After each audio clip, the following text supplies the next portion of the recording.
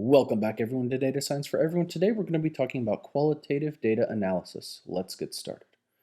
Qualitative analysis is applied in any study that focuses on emerging theory, using the inductive analysis process to arrive at an understanding of the phenomenon under investigation. When applying qualitative analysis, the purpose is to generate a hypothesis based on the gathered data and interpretation of that data.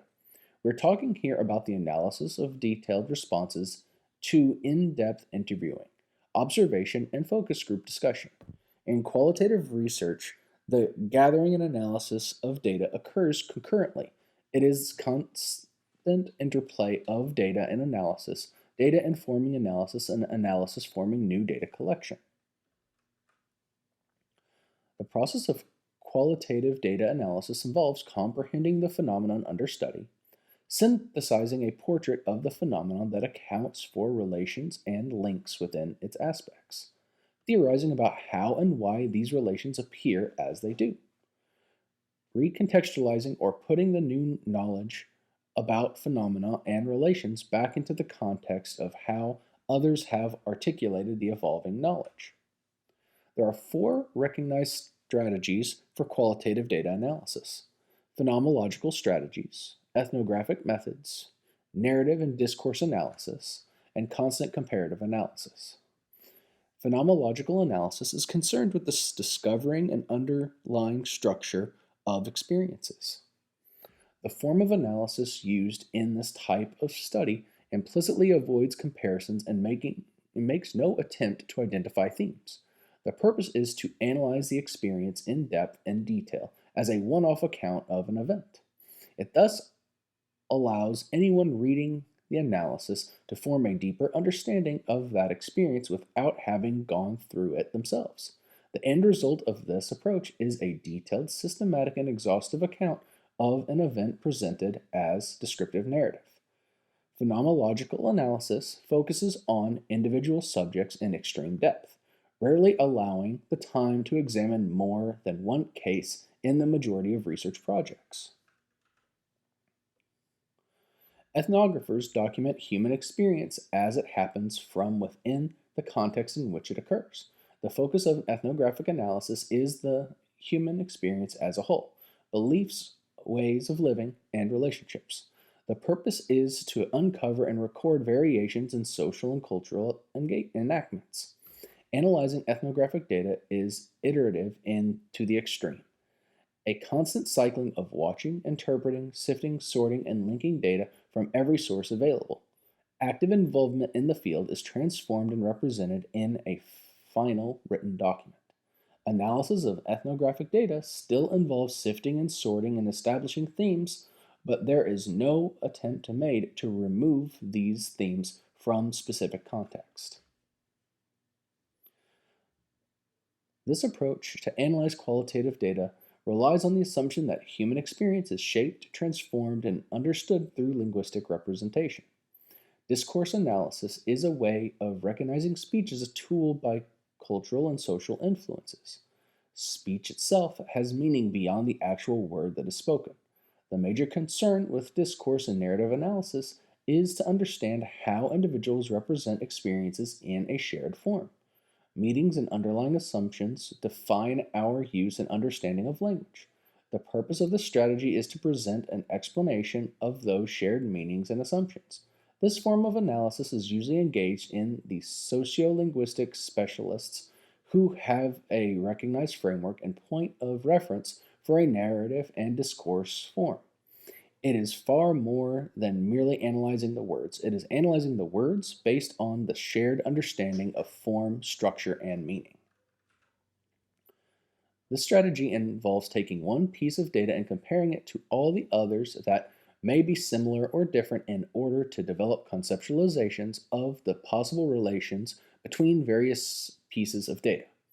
Constant comparative analysis demands that the creation of categories is driven by the raw data and not established a priori, although it is inevitable that prior research will have identified some of the salient issues.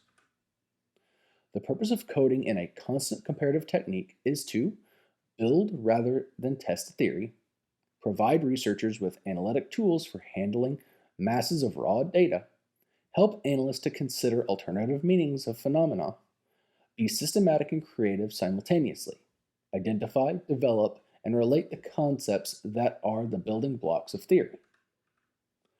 The outline of major elements of this strategy and present you with the basic process involved. In the constant cooperative process, coding is broken down into a series of activities. 1. Open encoding. 2. Axial coding. 3. Selective coding. The analytic process by which concepts are identified and their properties and dimensions are discovered in the data. This is the initial phase of the analytic process that involves deconstructing the data, taking it apart and examining the discrete parts for differences and similarities. Data is used to describe any unit of analysis you find, a word, a sentence, or a paragraph, and these come from any of your sources. Deconstructing the data also requires questions of the data. The purpose of this stage of analysis is to identify discrete concepts, which are the basic unit of analysis in your emerging theory. The process of relating categories to their subcategories turned axial because coding occurs around the axis of the category, linking categories at the level of properties and dimensions. Now handling of the categories that have been formed through the first stage of data analysis.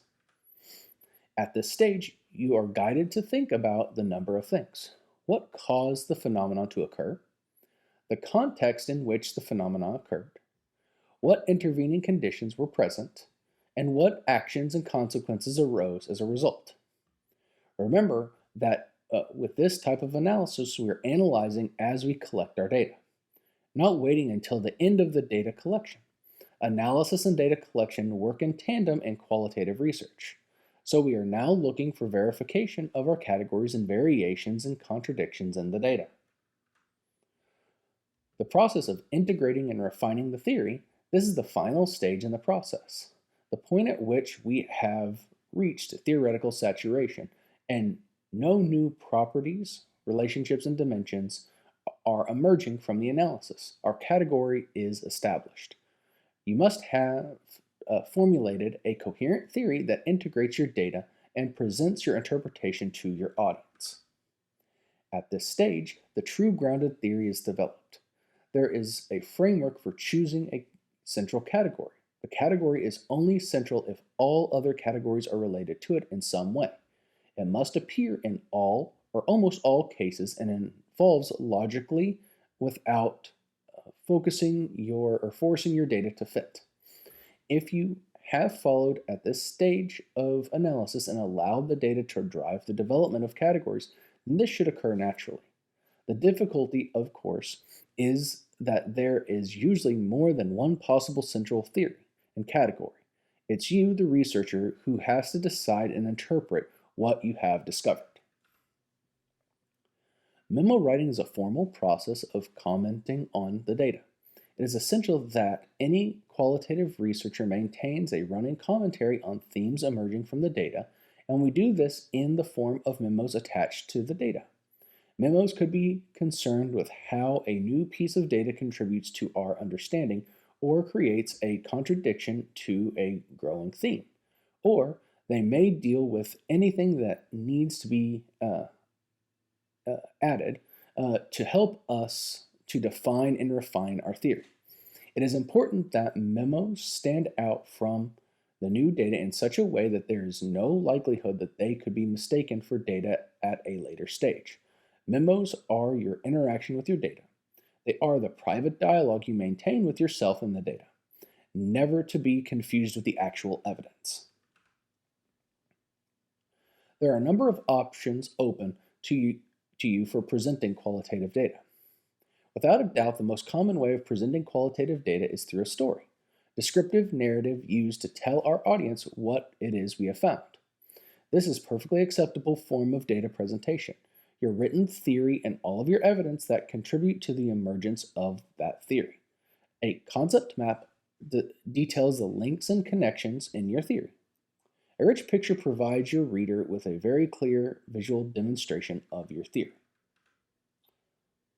Qualitative analysis packages enhance handling of a material by creating a document system to store documents without losing their complexity or context, combining documents that are on the computer with text or documents that are offline, such as photographs, reports, letters, and news clippings, storing and retrieving text from any document, recording factual information about documents, cases, people, and so on, writing and editing memos about documents, searching for words or patterns of characters in the text of documents, automatically indexing the finds from text research and searches. Packages are also able to support the researcher in the investigation and exploitation of the research data. They help the researcher to create such categories and manage them in an indexing system.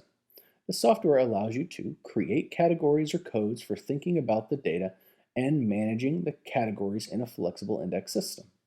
Index segments of text on the screen. Bring together passages of text related to ideas as a category for interpretation and analysis. Search for combinations of indexing, explore patterns in the data, and ask questions about it. Record in notes and memos emerging theories and explanations of the data. Record the answers to the questions and use them as the basis for further exploration. Test emerging theories and hypotheses. If you guys like this video, please comment, subscribe, and hit that like button, and I will see you guys next time. Bye-bye.